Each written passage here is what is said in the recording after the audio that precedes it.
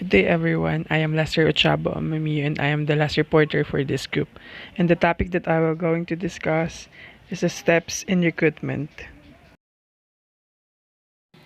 Steps in recruitment includes determine job vacancy, plan how to fill an operation, identify the target segment, reaching to the target segment, and last, meet up with job candidates. Number one, which is determine job vacancy. A job vacancy within a company may exist for a variety of reasons. It could be due to retirement, resignation, job abandonment, and termination. Retirement is provides the leisure to do the things that the person really wants to do, such as travels, hobbies, community service, or anything that they pursue that brings them to fulfillment. Then resignation is some of the workers that have a strong desire to grow of a company, and a lack of growth opportunities is one of the two top reasons why employees leave a job. For example, feeling undervalued, and lastly is feeling underpaid. Here in a job abandonment, it is getting a job with another employer, unexpected personal problem, or family member emergency that leads to job abandonment. And lastly is termination. Termination is related issues here such as dishonesty or breaking company rules, attendance issues such as frequent absences or chronic tardiness, theft or other criminal behavior including revealing trade secrets, sexual harassment, and other discriminatory behavior in the workplace. In this step, also begins with receiving the requisition for requirement from different department of the organization to the HR department, which contains number of posts to be filled, number of position, and duties and responsibilities to be performed.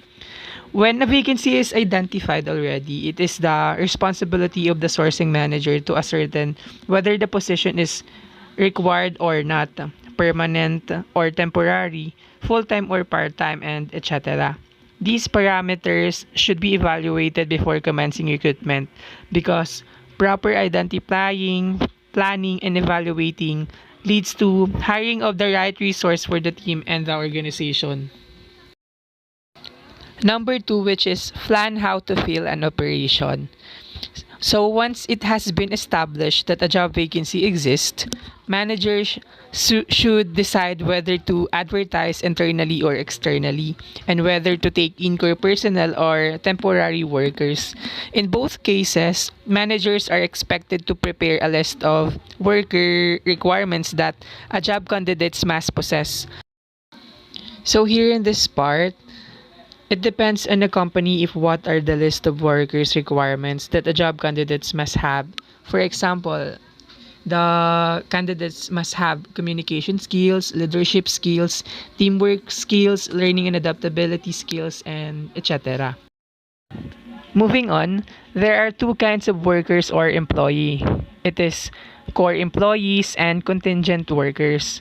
Core employees are the person or employees who were recruited and hired and ultimately become permanent employees. Core employees are hired with the expectation that they will hold a permanent position within the company for a number of years. Termination or layoffs. This position may be renewed and funding also is available. However, in contingent workers, it is a casual work or contract work. It is also an employment relationship with limited job security, payment, or a piece of work basic, typically part-time, that is considered non-permanent. Some example includes seasonal employment, paid internship, contract, and freelance work. In short, core employees are permanent job while contingent workers are those work who are temporary. Number three steps, which is identify the target segment. At this point, firms should be able to pinpoint who they want to hire.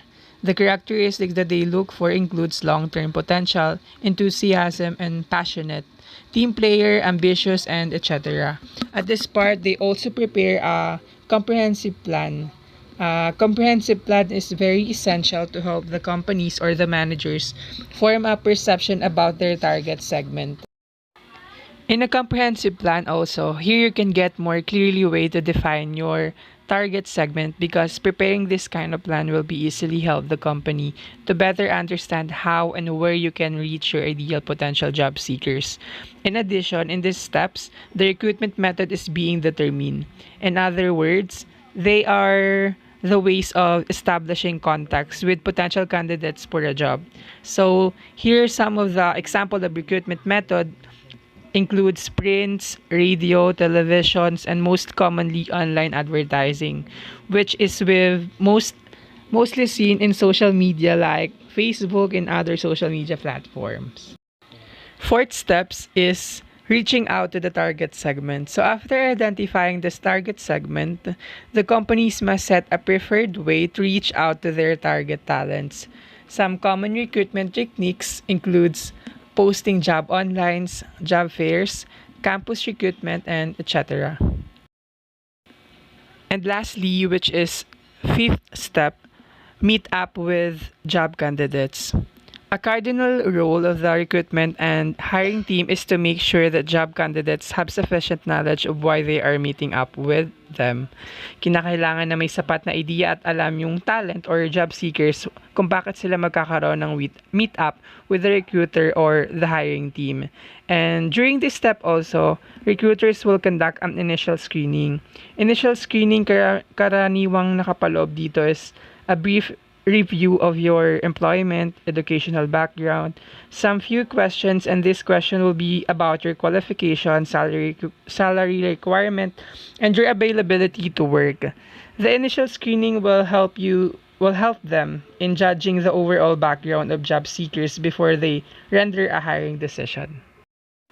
That's all for group number 6. Thank you for listening.